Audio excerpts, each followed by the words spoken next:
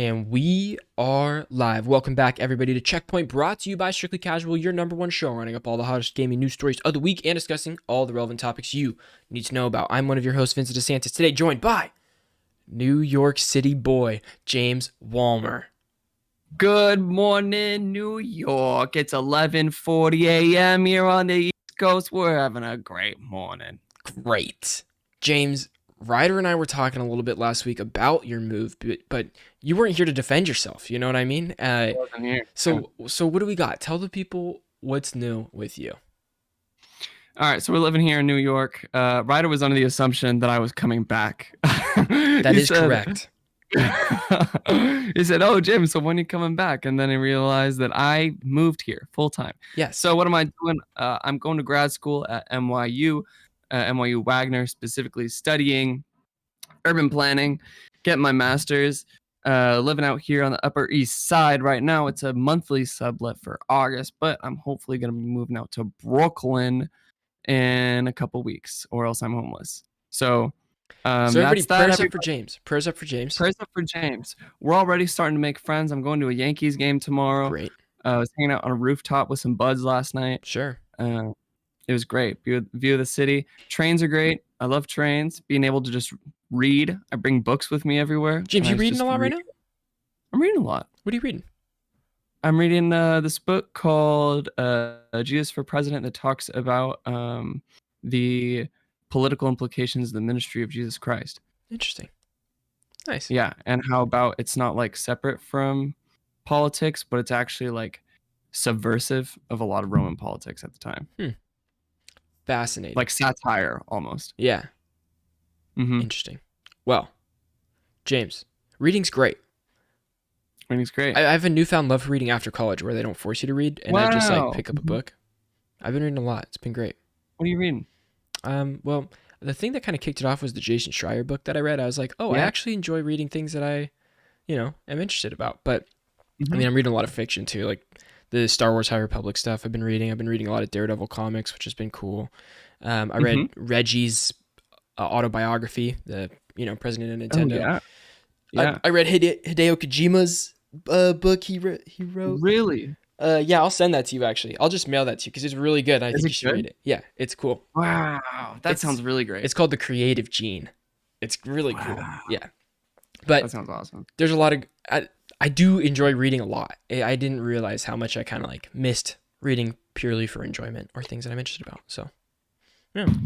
Listen, I gotta talk about one more thing before we move on. Please do. And that's the New York pies, the New York pizza pies. Oh yeah. Let me know. Great, so good. I got the inside scoop. There's a place called Prince's Pizza, out in the East Village, right? I went there. Great pie. Actually, I had two pies there. I had a margarita pie and I had a pepperoni. It's a square pepperoni pie. Margarita's some of the best pizza, top tier. This margarita pizza was not good, but the pepperoni pie was out of this fucking world. Okay, yeah. It was so good. And apparently I was about to go to a place last night that was apparently the original recipe from the guy who... It was two guys, and one of them broke off and did their thing of Prince's Pizza in East Village. This is the original dude who did it in Brooklyn. And so we were going to go to that place, but then it closed at 9, so we couldn't go. Well, so it was a pizzaless night last night. But pizzaless night. Sad. But that's okay. Very sad.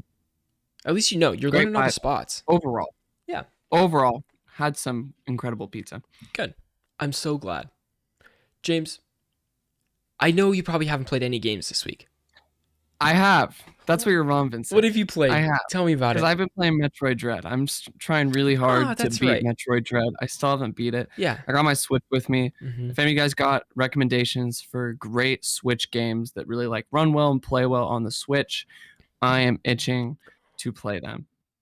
That's also a great thing about Subways you have more time to play handheld games. I have more of a reason to play them because it's like I'm commuting probably half an hour to an hour. Yeah, wherever you go.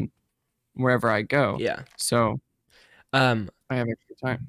On the plane to Seattle this week, I played the demo for Hyrule Warriors, the Musou game. How was that? Actually, so fun. I didn't really have any expectation. You like Musou games? Yeah, I guess so. I don't really know if I've played one before, but I played this and I was like, this is dope. Each character had like totally different move sets. Audio listeners, you're missing James with his camera, and it's hilarious. James has like this Dude, it's death awful. stare into the camera as he moves it. It's great. But yeah, I really enjoyed it. The different characters you play as, the abilities.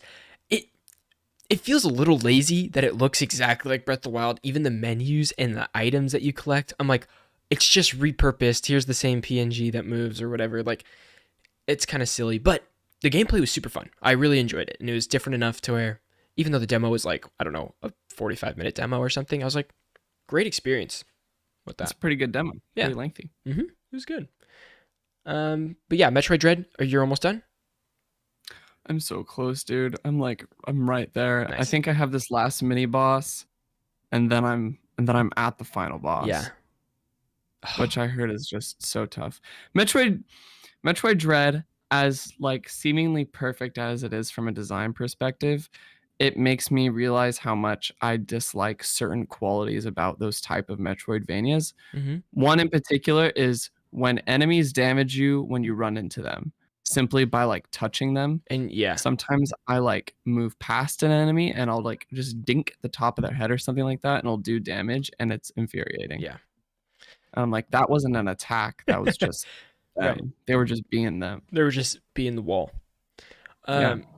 James, something I finished last night was Wolf Among Us. I'm all done. Whoa. I really, really loved it, dude. It's the best Telltale game. For sure. Did you follow? I did not. I let her go. I think I also did.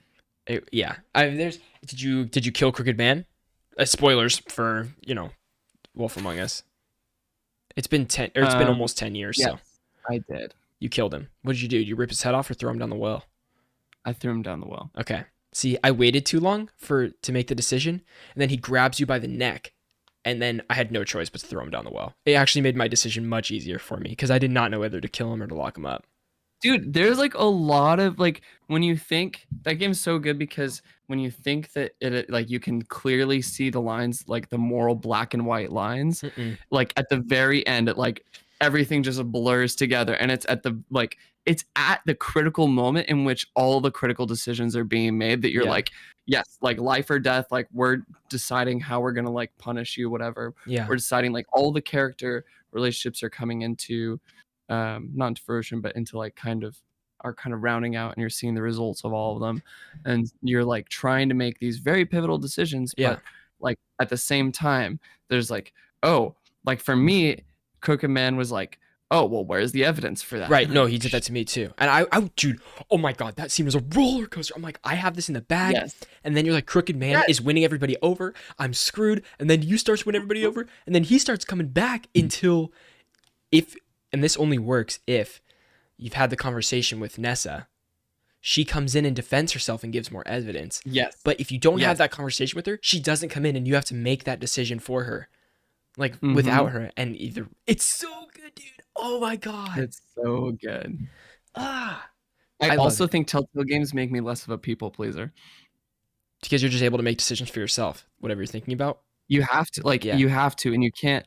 It was especially with Snow's storyline and her character development, because I was like very much about like, oh yeah, it seems like Snow's solid, and I feel like I can follow Snow's direction. Right. But then when her own motives start to be blurred because Crane gets involved, and she starts to become gets super aggressive because of her relationship with Crane, and like potential things that she like, how personally it is connected to her, she starts making rash decisions. And so I'm like, shit, like I had to start laying down and drawing boundaries of like, I can't support you in XYZ decisions that you want to do. So, and then she's like, I thought you were with me, and I'm like, oh, I can't be with these things. At the end of the game, like last episode, what is your last interaction with Snow? Like what? I don't remember. Dude, she like walks past you. She walked past me as Bigby, and then she like didn't even look at me. And then I was like, damn, I spent so many episodes trying to please you, Snow. Huh? I think we ended on good terms. Snow and I. Snow and Bigby. I think so too, because I like stood up for her at the end and everything. But something about it, dude. I was like, she just gave me the cold shoulder here, and I spent 60-70% of each episode agreeing with Snow. Like everything she did. Seriously. Even the crane stuff. Did you burn the tree? I burnt the tree. Heartbreaking. I shouldn't have done it. I regret it. I did not burn the tree. Dude, that lady was crying at the end of the game. Like, she comes back. Dude, in the room. She didn't deserve it, bro. She didn't deserve it. But I had to agree with Snow, so I burnt it down. Yeah, now that I'm thinking, like, oh, dude, see, that's the thing. That was the point for me where I was like, I can't meet you there, because the game starts asking so many questions about like law enforcement and like what the law means and how, and like police officers specifically like relationship with the law and actual like the way justice systems actually like support their people, and how like crime organizations offer like necessary remedies for institutional shortcomings. Yeah. And dealing with like the person who is supposed to be like you're the person who's supposed to be sort of differentiating and supposed to be the embodiment of the institution to the people, right? Sure. And trying to help them out, but they aren't getting that, so they're turning to other means. Yeah. And so you have to say like, okay, and with the tree and that witch, it's like, I see that there are people who need the help of this person, even though it's wrong. Yeah. So like making that decision of, I can either choose to end this and then put people either in the wishing well or throw them back, or move them back to the farm. Yeah. Or I let this continue happening. But with like crime lords that are genuinely violent people, there's even more nuance where you're like, yeah, this is actually harmful to people. That was probably the hardest decision for me, and I don't think I made it correctly by burning the tree. You know, I was like, I was thinking too much about the other person and not about. I was thinking too much about Snow and not the actual person you're doing it to. That's kind of what it was. But dude, great game. Cannot wait for season 2. Are you kidding me? Like, how awesome is that we get a season 2? It's really cool. Great game. Really, really. I can't recommend it enough. And it's not like it's aged poorly or anything. It's so good. Very well. Yeah. Man. And I think Walking Dead has too, if I'm not mistaken. Yeah. Yeah, I could talk about so much from that game, but we have a lot of news to cover today. James, what do we got first? Coming in at the latest, Overwatch 2 is getting cross-progression and account merging for the original game. So not only for Overwatch 2, but for Overwatch 1, unless I'm reading this incorrectly, Vin. That's right. Dive in. You'll see. Yeah. Overwatch 2 will include cross-progression across all formats. Starting today, you'll be able to merge console and PC accounts from the original game, carrying all your collected progression with you to the new version. Overwatch 2 will essentially replace the original Overwatch when the game is launched on October 4th. The game will feature cross-progression across all formats, and Activision Blizzard has announced that you'll be able to merge multiple accounts to bring your existing Overwatch progression into the sequel. So that means your Overwatch 1 progression will carry over into Overwatch 2. All those skins and goodies you'll be able to bring with you. Not only just that. Not only just hear that. this. I'll keep reading. Imagine this. Okay. You played on PS4 for a while, let's just say. I did. And you're a grinder. Yes. And maybe you played on PC for a little bit and you had some stuff. What if I told you that you could merge both of those accounts and have skins and levels collected from all of those things into your one Battle.net account, and then play with that Battle.net account onto Overwatch 2 with all of your skins and progression XP? That's incredible. Because I'll tell you what, Vin, in Overwatch 2 on PlayStation, in Overwatch on PlayStation 4, I played a shit ton of it. I was diamond ranked. I had so many skins, and then on PC, I just didn't play that much. Exactly. Maybe got like platinum in one ranked season, but that's it. And I'm like, man, like my PC game is so mid in comparison to my PlayStation 4 game. And then because I was game sharing, I didn't get it back on my PlayStation. Yeah. And I never bought it again. Right. So now I'm just like, damn, I have all these skins and everything that I lost. But now hearing this, I can get all my shit back. And give me back on top, baby. Overwatch 2 will be free to play the multiplayer, right? Multiplayer is free to play on PC and on PlayStation, and it's cross progression through those. So once that account is linked, you're going to sign into your Battle.net account on your PlayStation and on your PC or wherever you want to play the game, and it will have all the stuff from both of those accounts, and it'll still cross progress from PC and PlayStation after that. I just think that's great. I think that's so great. This is the best possible case for a game that's however many years old, And this is totally something that, like, I played on PS4 right at the beginning of Overwatch, and then I played on PC in the last couple years. And so that's great. I can't wait to merge my accounts. I don't really remember what I had on PS4, but it was at least something, you know? Mm-hmm. So, Yeah, really excited for this. Do I need to keep reading? Is there any new information in these? Overwatch 2 requires all players to have a Battle.net account, even on consoles, which is new. This wasn't required for Overwatch 1, I believe. So now you will be required to have a Battle.net account. That's obvious because that's going to be what's connecting all of these platforms together. It allows Overwatch 2 to share cosmetics and unlocks across all your linked accounts once merged. All the items in the hero gallery of all your linked platforms will appear in the Battle.net account, letting you access any cosmetics that you've unlocked across various platforms, and it'll carry over in-game stats, playtime number wins, as a sum of all your totals, while stats such as highest accuracy and kill streaks will take the highest value. So it's giving you the benefit of the doubt. Even if you were ass on one platform and you're great on another platform, your best stats are going to show and take over, which is great for me too, because that means my diamond status is going to be what's on top, baby. And then I start my Overwatch esports career. Amen. After grad school. Do you think you'll play a little Overwatch 2 when it comes out? At least dilly-dally? Absolutely. Yeah? Absolutely. I think I'm speculating right now, Vin, that here's the thing. I'm at a pivotal point in my life, right? Yeah, where I'm resettling into a new place, right? I don't have a lot with me. I have to establish new rhythms of how I play games, right? Yeah. And that means I can't commit to as many games, especially when you're living in the city, right? There's shit to do. It's a very active lifestyle. So I kind of got to commit to as few games as possible. Yeah. And I think Overwatch 2 might be my go-to multiplayer game. Might remove Apex, remove all Fortnite, all the other ones. I think it might have to water down to just Overwatch. Right. 2.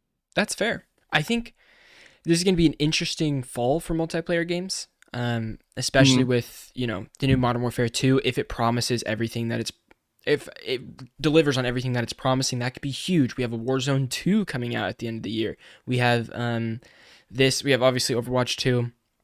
No Battlefield this year, I like that kind of stuff. But really, those are the two big ones for me. Is the big multiplayer experiences are, you know, COD and Overwatch for me. And I'm very excited. Who knows? Maybe one of them doesn't deliver and the other one does. I don't know. I can't wait to try out both to see what kind of new things they bring. And I think the Overwatch 2 beta was super promising when I played it. As someone that's right, because you did play it. Yeah, I played a lot of Overwatch 2, dude. Like a lot.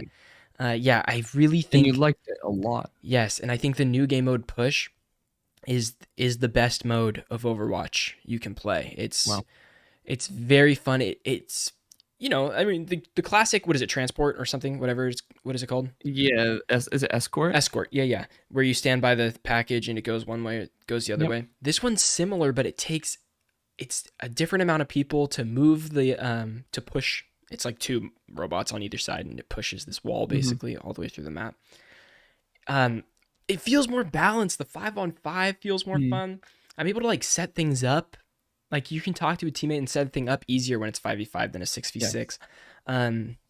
Yeah, which is like, I love that. I can't get that out of any other team game unless it's like League of Legends or Dota or anything, or like a MOBA style, where it's like, I love that feeling of really coordinating your team's ults and being like, all right, Zara, you're gonna suck people in, and then we're gonna get a fair ult.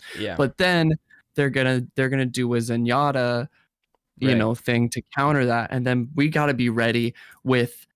It said there's Zenyatta has their ult, so we have to be ready with this, because when they come off of that, it feels like an anime battle, you know, where like everyone's pulling tricks out their sleeves, be like, well, here's my trump card, and then you're like, oh my god, here's my trump card. Yeah, so it's fun, man. It's fun. I can't wait to jump into some games. It'll be great.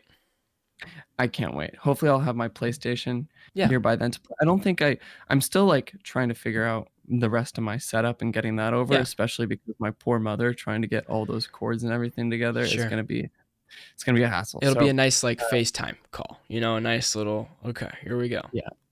My mom doesn't even know how to use video calls. Okay. She's on Android, so she can't FaceTime. Oh, Google Duo. Check it out. Oh, thank you. It hits. I'm gonna need that. Because she'll be able to do it and you'll be able to do it on your phone. It works out pretty good. I'm going to need that. Okay. What do we got next in the news, Vin? Next up, Hogwarts Legacy is delayed to 2023. This comes from Polygon. Hogwarts Legacy, the open world adventure set in the wizarding world of Harry Potter, originally given a holiday 2022 release date, is now a 2023 game. On Friday, publisher Warner Bros. And developer Avalanche Software announced a delay and new release date for Legacy, coming out February 10th, 2023. So this is like a 3-month delay-ish. The team is excited. Yeah, the team is excited for you to play, but we need a little more time to deliver the best possible game experience, Warner Bros. Said in the official Hogwarts Legacy Twitter account. It also noted that the new date applies only to PS4, PS5, PC, Xbox One, and then the Series X and S version of Hogwarts Legacy. The Switch version does not have a new release date, which we also saw with Midnight Suns. We saw a delay, and the Switch had no release date, and PS4 and Xbox One had no release dates now. So, wait, so what does have a release date? For Midnight Suns, it's just PS5, Xbox Series S, and PC. Oh, so I see. So they're trying to do the work of trying to scale it down. I really think that's platforms. Yeah, I think that's a part of it for sure. Okay. But that's it. That's all the news for that. I thought it was worth mentioning. A lot of end of year games are jumping ship, like Deliver the Moon or Deliver Us Moon, whatever it's called. I don't remember that game. I'm sorry. It's a sci-fi like space game. Oh, crap, what is it called? I put it in random fun stuff, I think. The Moon? Deliver Us the Moon. I see it. Yeah, Deliver Us the Moon was delayed also to February. That was supposed to come out in November. And Paul Tassi wrote an article this week that says it was very clickbaity. It was every major studio is delaying its game because of God of War Ragnarok. Like, it's like nobody wants to release at the November time. December's not a good time to release a game because of holidays. Because November's the time when you release it so that it works for the holiday sales. Yes. So it's like the next best time to do it is. And if it's in December, there's also like Game Awards eligibility that you miss. Yep. That we saw that with Jedi Knight Fallen Order. Yeah, and Forza, right? And Forza, yes, Forza, because they were released too late, so they weren't considered for the Game Awards that year. So they had to be considered for the next year, which was a tougher year for them. And I think this like February is the beginning of the next like financial quarter. So like whatever this is Q4 technically spans into the next year, which is like the January stuff. So that it makes sense. That's probably a planned decision and probably gives them a little extra time than they actually need, which is great. I would like fully polished games. Like that's amazing. Take the time. Yeah, and especially without like crunch or anything like that. Yeah. You want them to be in a healthy environment while they make the game. Exactly. So that's it for Hogwarts Legacy. All right. Next up, we got Gamescom 2022. Is ONL stand for online? What is that? Opening Night Live. Opening Night Live. Gamescom 22, Opening Night Live. What's going to be there and what do we predict? We will see. This comes from Gamescom, or sorry, not Gamescom, GameSpot.com. Gamescom Opening Night Live will kick off the annual European Gaming Convention once again on August 23rd. Is that Tuesday? Yeah, it's next Tuesday. Mm-hmm. Next Tuesday. The event will be hosted by Jeff Keighley, the one and only, who has teased over 30 world premiere announcements throughout the event. Gamescom Opening Night Live 2022 will be available for viewing on the Game Awards official YouTube and Twitch channels. Keighley has so far teased multiple announcements for the event involving both upcoming indie and AAA games. The list of what's been confirmed for the show so far is below. A brand new sci-fi IP from Subnautica developer Unknown Worlds Entertainment. The Callisto Protocol, which we now know will be kicking off the show with new gameplay. Goat Simulator 3. High on Life, which is that Rick and Morty style game. It has the same voice actors with the guns as it's Squanch Games, right? Squanch Games is the developer. Yeah, Squanch Games, yes. Hogwarts Legacy, Return to Monkey Island, and lastly, Sonic Frontiers.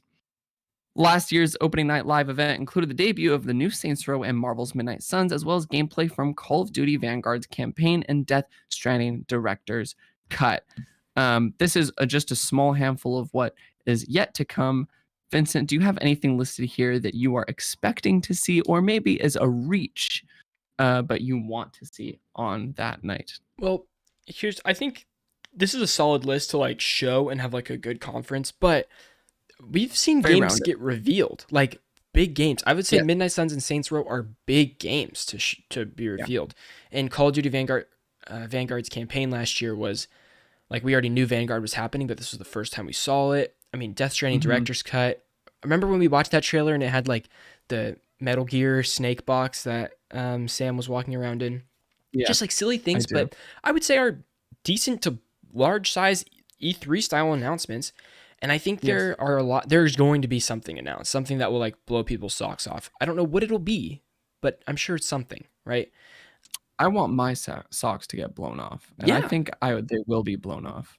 What it is that's going to blow my socks off, I'm not quite sure. Whether it's a Metal Gear HD collection, Oh my God. Don't even tease me like that. Don't tickle me I like don't that. know, because well, it's Gamescom is very much it's a random grab bag because we can't really predict what developers specifically are going to Yeah. sort of announce what. It's just a big amalgamation of a bunch. It's very global, so you can't really tell whether it's going to be Japan heavy or US heavy or Mm-hmm. European developer heavy. So it's hard to make predictions. I'm Yeah. sure there are other people in the games media space who will make some really great predictions based on previous years, but I don't have anything that I could go off of right now Yeah. to give any solid predictions.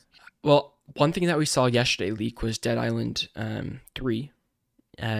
Yes. It appeared on Amazon with a release date and pictures and full Mm. description, a pre-order thing, and it was taken down a little bit later. But people think that since Goat Simulator will be here, and that was kind of the joke, that it was. Remember the trailer was like Dead Island and then Goat Yep, Simulator. very much like Dead Island 3, yeah. I saw some people on Twitter say that they might show a Goat Simulator trailer that turns into a Dead Island trailer, like the flip flop That's of it or funny. something like that. Yeah. So I think that's an option, but I really don't know what they can show because we have September, we have the Marvel game showcase, so I would assume no Marvel games here because they're going to save those for that showcase. Mm. Um, Mm. I don't know, man. It's pretty interesting. I don't really know It's what pretty, it's going to be, yeah. but we'll be watching. It's 11 a.m. on Tuesday, Pacific Yeah, time, Pacific time, which means 1 for you or 1 p.m. for me. on Tuesday. But I mean, I'd love to watch it or stream it, or at the very least, we'll see. So, Yep. we'll figure that out. But exciting times. Yep. But it's time, James, for the clip. Vincent, do you want to take this off? Yeah. I'll take it off and then, yeah, Kick it to me I will run at it. some point. Mm-hmm. Cool. I will. I'll probably read the first bullet point and then you can go here. Yeah. If that works. Great. Okay. Yeah. That was it. I am going. Well, I'm not recording. I'm just going to switch cams. Okay. Perfect. Thanks, audio listeners, for dealing with me. Here we go. The timestamp is 27:43. Okay. What if I told you, James, that there's a canceled Iron Man game? It's not happening anymore. I'd tell you that's crazy because we already got Iron Man, but it totally cut out. I don't even know why. Of course, it cut out at the one. We'll redo. I'm gonna read you the clip. It was like you were talking, and then there was nothing. I was like, we can't start the first clip with the 10 seconds of no audio. Okay, here we go. I'm going to do it the same exact way. James, what if I told you that there was a canceled Iron Man game? I'd tell you you're fucking crazy because there was already Iron Man games in the early 2000s. Well, this comes from GameSpot. Just Cause developer Avalanche Studio was developing an open world Iron Man game years ago. This comes from studio founder Christopher Sundberg, revealed in a new interview. He said he left Avalanche in 2019 and the game was in development for a couple of years. What else do we got? It's pretty crazy. The game would have allowed players to fly anywhere and punch people through walls with Iron Man's repulsor gloves, at least during one phase of development. Sundberg said there were so many great people involved in the Untitled game's development. However, it was ultimately canceled for unspecific reasons around 2012, saying it would have been great, I'm sure, Sundberg said in the interview. Avalanche's Iron Man game has been rumored for years, but this appears to be the first time Sundberg is speaking about it officially. This is the same studio that did Just Cause. Yes, correct. And they had been doing Just Cause games before 2019, around like 20, and they started early, around like probably I want to say 2007, 2009. Probably about that. And then Just Cause 2 was around 2012, 13, I want to say. I played a lot of 3, Maybe but did not play any of 4. Shit, I forgot 3. So, Just Cause, it kind of nails a lot of like the flight is fun. Like usually there's jetpacks, there's the wingsuits. You like in 3 at least, Yeah. you could jump out of planes, fly around the whole Mhm. map if you really did it right, like doing like dolphin dives and all this kind of stuff. A lot of Right. fun. So I think that would be awesome. The explosions in Just Cause are like, of course, It's like gigantic, a Michael Bay film. totally like a Michael Bay film. So I could see them doing something really fun with Iron Man. But James, the question I want to ask you today is what would be like something that would be inside of your favorite Iron Man game? Like if you were to create one right now, what is something that would have to be in the game? Okay, so this is a little bit more of an abstract answer, but it has to have good scale. And what I mean by that is, as Iron Man, you're a normal sized guy, and he's potential for like hand to hand combat as well as big scale damage. So you have to make sure that hand to hand combat, like things on the ground, like shooting your repulsors, missiles, things like that, feels good on small scales. Like you're saying, if you want to punch people through walls, that has to Yeah, feel good. You have to do like interior building rendering right. really well. But at the same time, like Iron Man flies around. That's like traveling a lot of distance, Yeah, um, requiring a lot of resources for that. And you have to like you can shoot missiles at like jets and like buildings and yeah, stuff like that too. All of that would be like you have to make both sides feel good. It can't be all up in the sky doing a bunch of stuff in the air and over the city, yeah. as well as like it has to be both that and is like feeling Range and good up inside close. buildings. Yep. Yeah, which is kind of wild. You know, I think of like Batman, for instance, where you have the grapple hook and you're able to go around the city, and that is a cool sense of scale. But really, the game shines in its hand-to-hand, close quarters combat. But this has to be way better than just a grapple hook around the city. As in, like you need to fly around and you need to be Right. able to like fight things both levels and be just as good. Yeah, and I think the closest game we've actually got to that sort of thing might be Spider-Man. Yeah, because I mean the Because swinging Spider-Man, is yeah, the insane. swing, you're covering a lot of ground. You're not doing things like above the city. There's no sort of like explosives Yeah, you yeah. do as Spider-Man, so it's kind of contained in that way. But I'm thinking of the boss fight with Vulture and Mm, Electro, in which they're floating around and you're like kind of going between yeah, buildings and you're spending a lot of time in the air. Um, so that could be comparable in some ways, not in others. yeah. But it has to get that right. You understand what I mean? I think an Iron Man game would be extremely hard to do, and that might be one of the reasons that this game It's like got the same canceled. reason a Superman game would be hard to do. Exactly. It's so there has to be so many things that are right about it to make it good.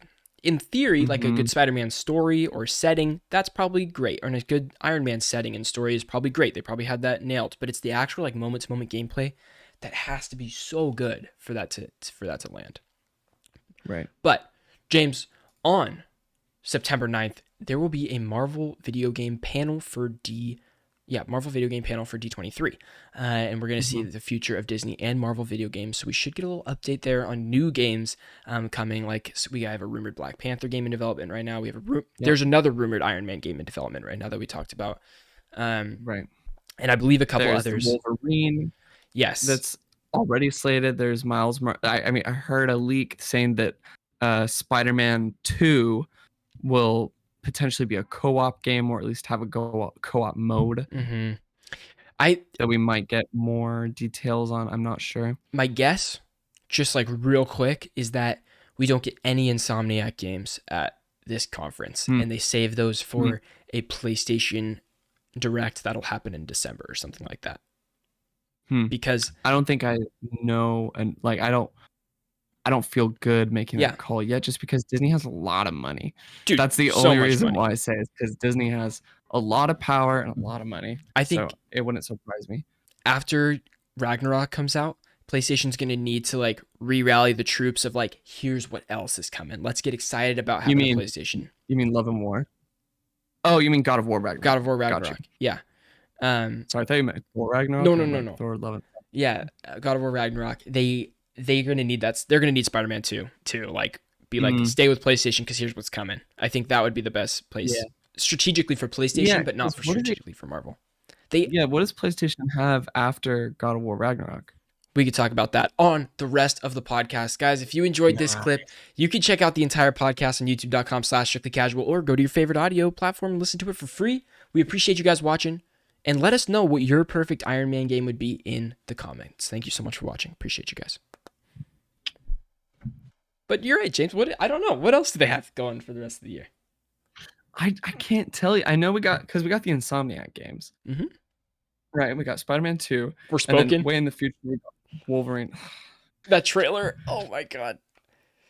Got totally ripped to shreds. Oh my god. Forspoken, which was supposed to release like February this year. Isn't that crazy? Let me read you a couple things that are coming out for PlayStation exclusives. We got the next Naughty Dog game, whatever that's gonna be. Yep, that's true.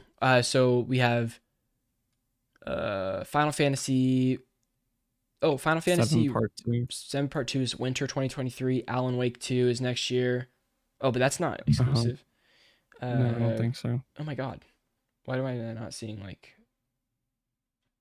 He said anything. Anything. PlayStation 2023 exclusives. See? Okay, here we go. 2023. We have... I mean, Star Wars Knights of the Old Republic is now pushed. Dude, there's nothing. We don't know anything past like Forspoken and games that have gotten delayed. Yeah, I was gonna say Jedi Fallen Order 2, whatever it's called, but that's also multi-platform. Yeah, it'll be exciting. I'm sure they have a lot of things. Final Fantasy 16. Oh, I can't wait, dude! I can't wait for Final Fantasy 16. Shit. Yeah, you're so right. Oh, I love it. But that's it. Yeah. I mean, we have Last of Us Part 1 next month, but that's already out. It's already a game. Yeah. Does that come out next month? September 1st. Jesus. Wow. Oh my god. Review keys went out. November for some reason. Yeah, review keys went out for the game already, so people are reviewing it. That's probably what Gene Park's playing. That's redacted right now. Could be. Well, no, people have been posting the starting screen, so I think some people are allowed to do it. But Gotham Knights went gold, and they said people would need a lot of time to review it beforehand because there's like a lot of stuff, a lot of systems. So maybe that, but I don't know. I hope that game's pretty good. If that game reviews at an 8, I'm buying it. And Plague's Tale also went gold, and so those could be going out for review codes. I need to finish it. Those come out this fall? Yeah. Dude, this fall is so stacked, and then next winter, like spring is just there's nothing. It's great, dude. Backlog, baby. I'm just gonna keep working through. Yeah, it's gonna be a backlog year. We have one last rumor story to go through today. James, take it away. There's a new reference to a PlayStation PC launcher that has been discovered in Spider-Man PC Edition. This comes from VideoGamesChronicle.com. Also, side note, not on Video Games Chronicle, but do you know that GamesIndustry.biz is owned by the company that does E3? Did not know that. Pretty crazy. Interesting. So this comes from VideoGamesChronicle.com. References to a PlayStation PC launcher have been found within the files of Marvel Spider-Man Remastered, which launched on PC last week, suggesting that a platform could be in Sony's future plans. That's a PC platform. Video Games Chronicle has verified the files and seen the reference to the PlayStation PC launcher. This follows the discovery that Sony could be planning to introduce PlayStation Network integration to its PC games. Here's where it gets important. While neither Marvel... What? It gets important. It gets crazy right here. Okay.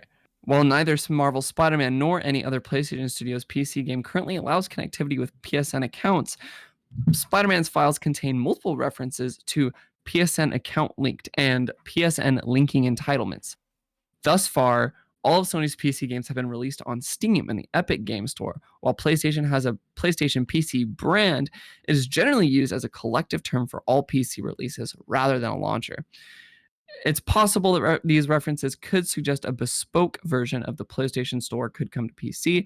This, coupled with the references to account integration, could eventually lead to cross-purchasing for titles on PlayStation 5 and PC. That means you buy God of War Ragnarok on PlayStation 5, you also get it on your PC because it's the same launcher. Similar to what we see with what Battle.net is doing and their cross-integration, cross-progression. Mm-hmm. And this would be something that Halo does have. Well, yeah, Halo does have this, but Game Pass on the PC, for instance, like Forza, completely different saves, even if you're logged in with the same account. Really? So if you start on the PC and you fire it up on Xbox eventually, you don't get anything. Because I want an Xbox bad at this point. Like I really want to get a Series S for a dedicated Forza machine. Just would love it. Yeah. But I got to start over. I have like maybe 10 hours on Forza-ish. I got to start over because the save doesn't carry. So if the saves would carry, even for their single-player games and stuff for PlayStation, that's a huge benefit right there. Huge benefit. I mean, Halo, it's all linked to... Like, it's all linked. It's cross-progression, whereas, like, Forza's not. I would like to see the single-player games carry progression instead of just the multiplayer games. That's big for me. Yeah. Yeah. So... I agree. But I know that's not big for everybody. That's probably not a big deal in the grand scheme of things. I just don't want to have to start over. You don't want to have to start over. Right. I mean, I would love to download, like, have the access to Spider-Man. I've bought Spider-Man twice now. I bought it, like, the regular version plus the remastered version that came with Miles Morales. I paid the extra bucks. I'm not buying Spider-Man again on the PC, but I would love to have the option to download it, make it potato graphics, and put ray tracing on like full and just see how it goes or something like that. Like just to play around. But because here's what this does at the end of the day. When you have all these accounts linked, you can have it on other platforms. Say like I put it on my Steam Deck. Yeah. Right? Put on my Steam Deck. Exactly. And then come home, boot that bad boy up on my PlayStation 5. Yeah. And I'm good to go. Yeah. I'm right there. Exactly where I left off. Oh, I've been dangerously close to getting a Backbone this week. The Backbone controller. For indies, dude. I would love to play Roller Drome on it. I would love to play Death's Door on it. Things like that.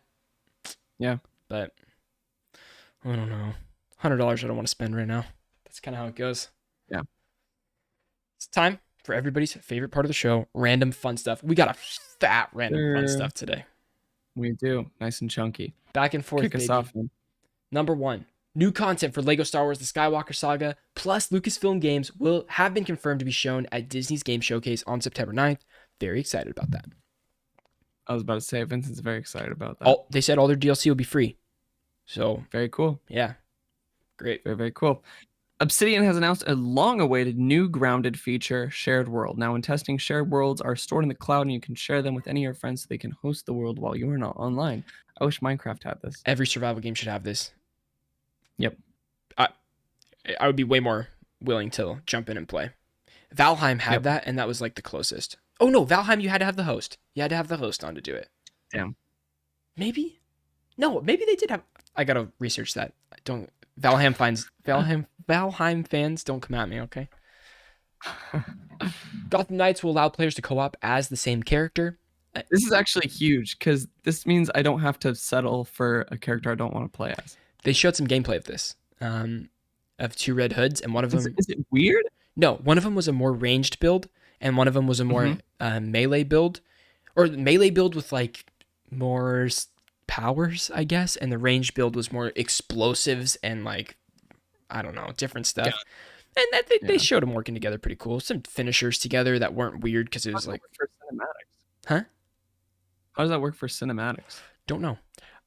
I don't know how the integration is going to work for co-op in general. Yeah. Like, will it be cinematic? I'm sure because of the customization, they already have to show your customized character in the cutscene, so I'm sure it's not that big of a deal, like, if it's 2 Red Hoods or if it's 2 Batgirls, Yeah, but is it going to look weird? Is it going to take you out of the story? Probably. Yeah. Yeah, that's the thing. I don't know. We'll see. Maybe I can set it to where, like... It looks like... I can... Well, I was thinking of a setting where you can... During gameplay, you play as one character, but then you have like a cinematics character that you always switch to in a cinematic. Yeah. That like, okay, I'm going to be Nightwing in every cinematic and you be Red Hood in every cinematic. But when you're actually playing the game, you're both Red Hood or you're both Nightwing or you're both Batgirl. Wow. Yeah. We'll see. I'm so excited for this game. Oh my God. It's so dumb. I'm going to get my hopes up. It's just how it's going to go. It's going to suck. I just want all of my Gotham Knights characters to be my own personal little Barbie dolls. Good. Hopefully they'll deliver on that. I just want that can I just get a game that's just like characters specifically just to be customized and I get to just dress them up? I can send you a couple apps, 8 dude. Hours. Really? I'm sure there's a bunch of them. The Kardashians game alone, you could dress up anything. But that's not cool. All right, I want Batman people. Anyway. Sure. Okay. This tells you about the games I played on Addicting Games as a kid. Amen. Deliver Us Mars delayed till February 2023. Spider-Man PC pushes 65,000 concurrent players at launch. Pretty great. At launch. Today's the 8-year PT anniversary. Guillermo del Toro personally said, "Fuck you" to Konami. Yeah. Pretty crazy.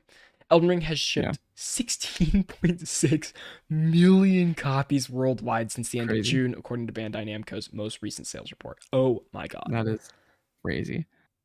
Next Tuesday, we'll bring new Callisto Protocol. Is it Callisto or Callisto? I think it's Callisto. Callisto Protocol gameplay kicking off. Okay, we already said this. Kicking off Gamescom 2022. Read the next one. Team Asobi's, the team who made Astrobot, their next game is already in production. They say it's the biggest game to date and will continue to focus on experimenting with hardware. Can't wait. Cannot wait. Yep. If you haven't heard, Goku's in Fortnite. What are you doing? What are you doing? It's really fun. It's really fun. Yeah.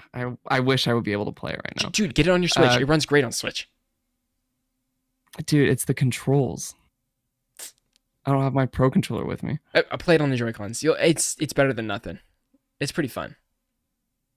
Give it a shot. Cross-progression, right? Yeah, cross-progression with everything. Dude, it's great. Okay. Yeah. Okay. Cult of the Lamb has reached 1 million players in its first week of launch, which is pretty crazy. Yeah.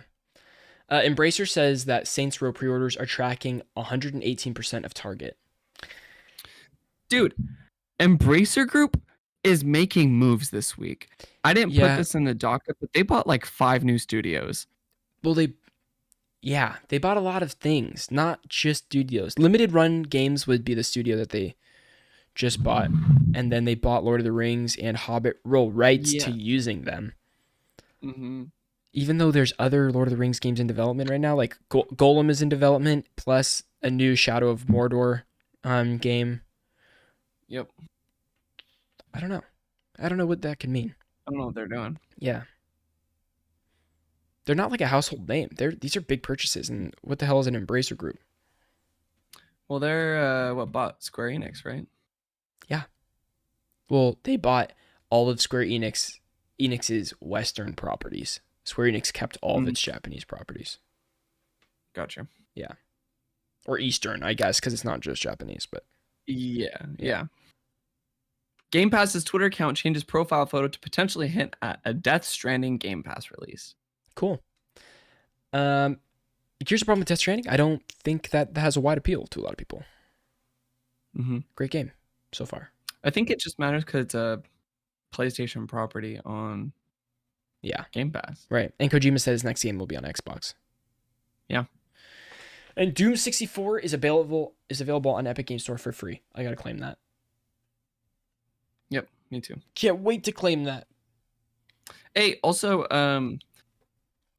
if you don't know, you can claim your PlayStation Plus games from PlayStation website.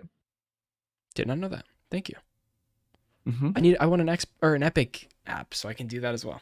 That'd be helpful. Yeah. Hey, also, big announcement. You can use creator code Strictly Casual when you buy your Fortnite Goku skins this week and help us out. It gives us a little bit of support. James, we get every $100 spent inside of any Epic Games Store transaction where creator code Strictly Casual is used, we get 10 of those dollars. It's 10%, dude. Whoa. So it's super helpful. It's really cool. So if you're planning on buying skins, I know like I bought a Daredevil skin when it went on the store last week just on a whim because I wanted to try the code out to see if it worked. And it shows in Strictly Casual like who purchased things. If you gift things to someone else in any of these games, you can also use the code and it helps support. So yeah, honestly, you just put it in one time and it's there forever. You don't have to touch it. It's just there. So it helps us out a lot. I'm texting that to my boys. It's not any extra. Yeah, not any extra for you guys to do that. It's just about putting the code in. It really, really helps us. And yeah, so pretty cool. Also, I have 40 days to like do something with that account. I have to put some tax documents in so that we don't lose the account. But that's a whole thing. But yeah, thank you guys. So yes, use code Strictly Casual on all your Epic Games stuff. Rocket League, all that. Exciting. Awesome. That's it, guys. That is episode 126 of Checkpoint, baby. That's a wrap. James, anything you want to say? That's a wrap, baby. coming at you is 12:29 p.m. from New York City. Thank you so much for listening to Strictly Casual. I've been one of your hosts, James Walmer, with the spiciest meatball in gaming, Vincent DeSantis. Vincent, and at my train stop, it says Excelsior on That's awesome. The fucking the support beam. Yeah, that goes across. it's awesome. Excelsior, James. Pretty cool. Excelsior.